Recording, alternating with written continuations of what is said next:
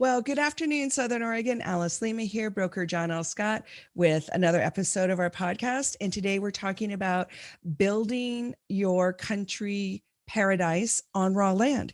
So this is super fun to talk about because it happens a lot in Southern Oregon. We're surrounded by just acres and acres of rural residential, farmland, forests, and people do often come here to live in that environment. And I just want to name three things to keep in mind if you're going to do this. Okay. So the first thing is try to find a lot that already has a well and a septic on it. Even if they're a little not perfect, at least they're there. And that also means that there was a home site approval. Now, each one of these things is a podcast unto itself. But if you just write down, you want a well and a septic, because then there's a home site. The home site means that the county at one point said, yes, you can have a dwelling there. And they show that by giving it a street address. So when you see zero street name or you see TL tax lot, that means there's no home site approval. It's going to be a much longer process. And that's okay as long as you're going in eyes open.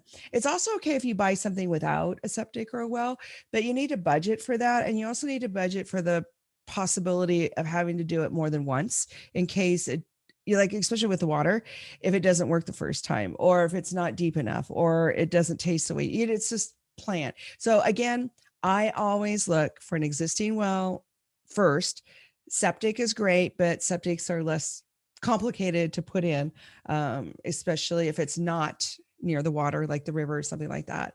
So number one, try to find a lot that already has a street address, which means it has a home approval, or it did, and has a well and a septic. That's my first choice. Secondly, I want to talk about different kinds of construction because I get a lot of phone calls. People want to move here and they say, I want to build a log cabin. I want to build a geodesic dome.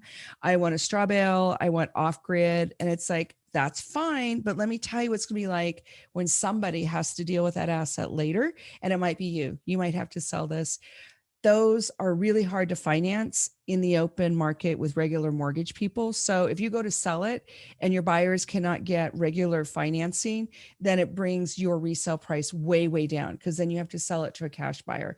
So just go in eyes open and understand that log cabins, or even log houses, I shouldn't say cabins, but even, because I've seen some absolutely beautiful, huge 3,000 square feet log houses, and maybe we couldn't get financing on them. And then the same with the geodesic domes and the off grid, which means you don't have electricity wired in, you don't have all that stuff that makes a house.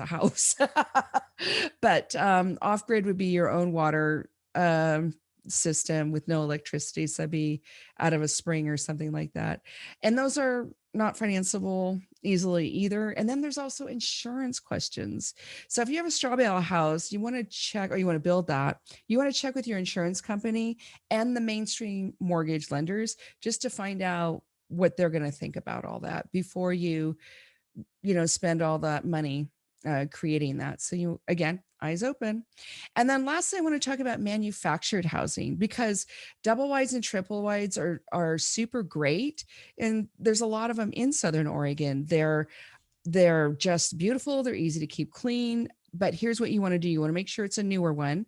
So you usually buy them right off the lot. That's best, because if you buy one that's been moved before, like you buy out of a park or from another person and move it, that's hard to finance too. Now, we do have two lenders in Southern Oregon that will finance what's called move twice. So it's not the kiss of death.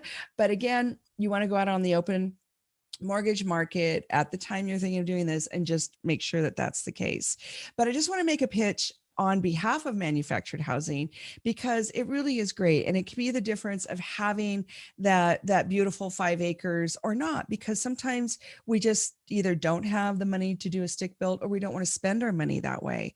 It causes us to be financially vulnerable to spend that much money or to have that big of a payment. So I just want to say that manufacturing housing is cool. I've lived in them. I love them. I don't live in one now, but I would again if I had the opportunity. And just want to, have people consider that, because your appreciation still happens. In Southern Oregon, at least, we still have properties go up in value with a double wide, a triple wide. They usually have shops and garages. And see, that's the other thing. You could get a really nice triple wide and then still afford the shop. And you know how we like our shops here in Southern Oregon. So those are the three things I just wanted to mention about creating your own country paradise here in Southern Oregon. Okay. So this is Alice Lema, broker John L. Scott. Give me a like, give me a comment. Let me know how these podcasts are landing. Share them with a friend.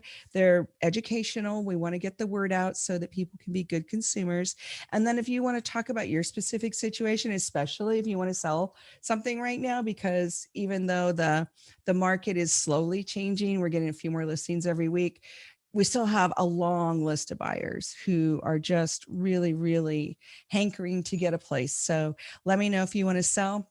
Give me a call if you need some advice. My number is 541-301-7980. That's 541-301-7980. Have a beautiful week, folks. Talk to you again next week. Bye now.